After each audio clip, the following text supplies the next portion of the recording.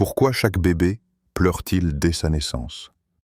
Une question simple, mais qui cache une sagesse divine profonde que peu de gens connaissent. Lorsque nous venons au monde, notre premier geste n'est ni un sourire ni un regard.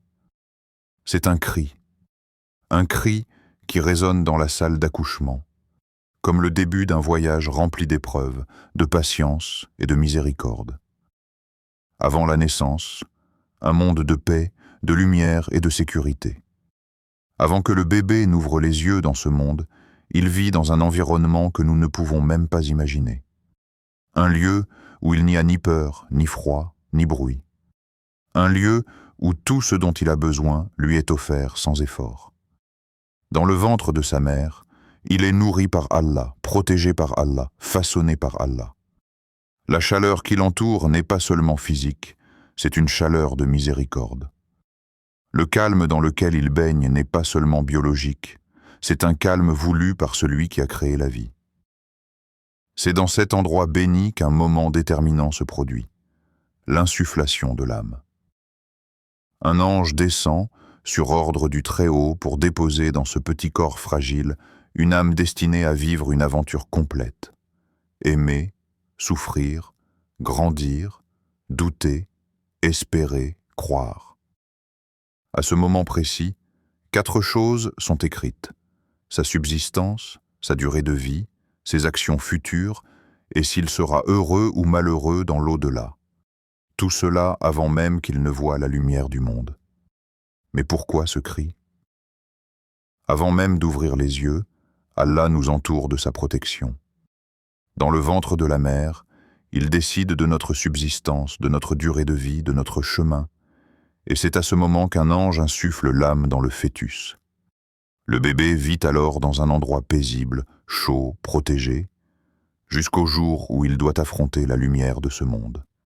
Et c'est là qu'un phénomène invisible se produit.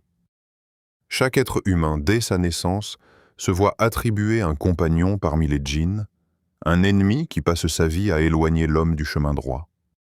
Au moment où l'enfant sort du ventre, ce compagnon le touche, comme pour marquer le début d'une lutte spirituelle qui durera toute sa vie. C'est ce contact, selon les paroles du prophète, qui provoque son premier cri. Un rappel que notre passage sur terre ne sera pas fait que de facilité, mais qu'il sera également rempli d'épreuves, d'efforts et de combats contre les tentations. Les savants expliquent également que le nouveau-né pleure parce qu'il quitte un monde de tranquillité pour un monde froid, bruyant, inconnu, un passage soudain, une transition brutale. Et le cri devient alors une réaction naturelle, mais aussi un signe spirituel. Et pourtant, regarde ce qui se passe quelques semaines plus tard. Ce même bébé qui a commencé par pleurer finit par sourire, un sourire pur, léger, comme un message. Après les épreuves vient la paix, et la miséricorde d'Allah ne quitte jamais son serviteur. Subhanallah.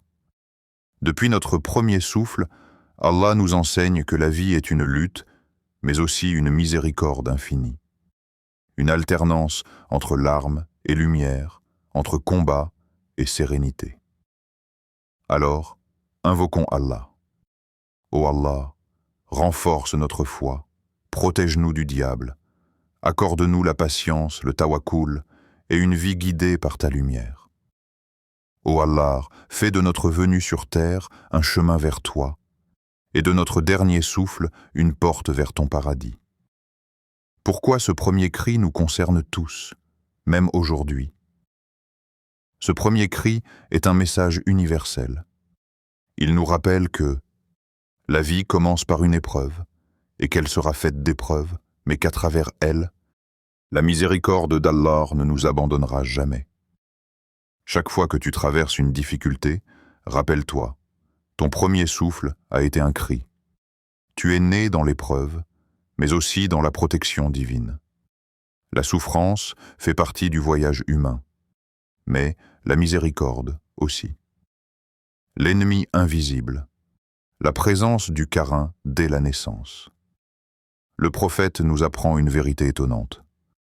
Aucun enfant ne vient au monde sans être touché par un djinn parmi ceux qui accompagnent les humains. Ce compagnon, appelé Karin, ne quitte jamais l'individu, du premier souffle jusqu'au dernier. Mais pourquoi ce contact? Pourquoi ce geste? Pourquoi ce moment précis? Les savants expliquent que ce compagnon représente l'ennemi intime de l'être humain, celui qui souffle les mauvaises pensées, celui qui invite au doute, au péché, à la distraction, à la colère. Il commence sa mission dès le premier instant, comme pour dire « Me voilà, je serai ton épreuve, je serai ton adversaire, je serai celui que tu devras vaincre par ta foi, par ta patience et par ton tawakkul. » Le premier pleur du bébé est donc aussi un rappel. La vie est une lutte, dès le commencement. Le cas unique de Mariam et Issa, protégés par une invocation. Il existe pourtant une exception, Mariam alayhi salam et son fils Issa alayhi salam. Pourquoi? Parce que la mère de Mariam fit une invocation sincère, profonde, pleine de tawakkul. Elle demanda à Allah de protéger sa fille et sa descendance du diable rejeté. Allah accepta cette invocation, et le contact du diable n'atteignit pas leur corps. Quelle leçon! La protection commence par la dua. Ce qui protège l'enfant n'est ni une amulette, ni un objet, ni une pratique étrangère à notre religion. La seule véritable protection vient d'Allah. Réflexion profonde. Et premier cri comme métaphore de la vie. Lorsque tu réfléchis à ce premier cri, tu comprends qu'il ressemble à tout ce que nous vivons. Quand on perd quelqu'un, on pleure. Quand on échoue, on pleure. Quand on est blessé, on pleure. Quand on a peur, on pleure. Mais après tous ces pleurs, il y a toujours un moment où l'on finit par sourire. Parfois, après un jour, parfois après un mois, parfois après des années. Mais le sourire revient. Parce qu'Allah ne laisse jamais une épreuve sans issue. Parce qu'Allah est doux avec ses serviteurs.